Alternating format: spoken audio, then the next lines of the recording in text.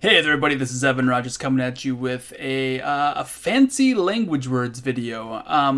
When I go out there and I teach, I realize that a lot of people probably don't know what the heck a lot of these words actually mean. And that's entirely true on both sides of the aisle. English speakers don't learn a lot of this stuff. I never did actually in school. And I only actually learned a lot of this stuff when I finally decided to start sitting down and trying to teach English.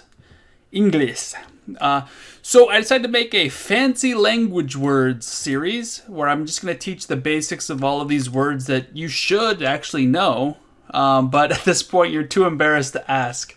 So what I'm going to do is, because a lot of these words have, to be quite honest, really extremely detailed, nitty-gritty definitions that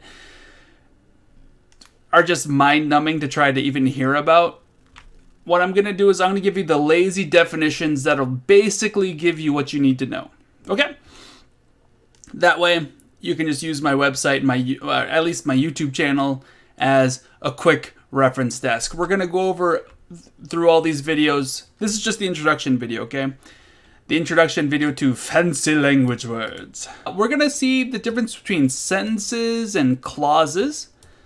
We're going to see subjects and predicates and nouns and verbs. Yes, a subject and a verb and a predicate and a noun are all different. A phrase, what's a phrase? A phrase is different than a clause, it is different than a sentence. And all of these things, we're going to be learning about direct objects, copula, complements, clauses, and transitive and intransitive verbs.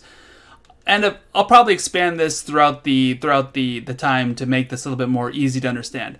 This way, when I mention one of these words in one of my videos, I can just make a quick link to one of these things, to each one of these videos in the description as we go through these other videos that I'm going to eventually make one of these days.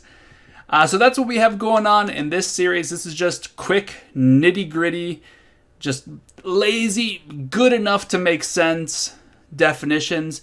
And actually, the examples are almost all going to be in English because that's probably the language you're most familiar with.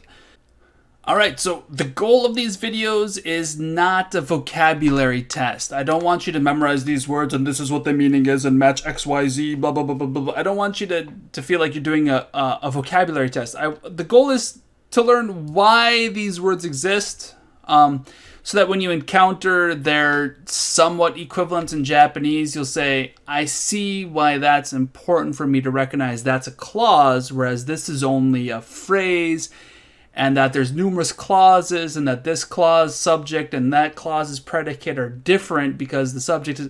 You need to be able to know why these words exist, because they were invented for a reason. That's how humans do things. There's a bajillion pieces of information in the world, and only so much of it's important, and we give names to those things, like Adam walking through the Garden of Eden.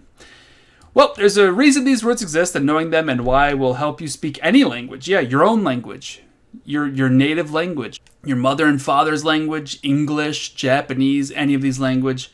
And before we continue, before we wrap this video up, I should say, I wanted to mention that the winner of the best Ghibli movie poll on YouTube, when I had a break from making videos, was Sen Toshihiro no Kabikakushi.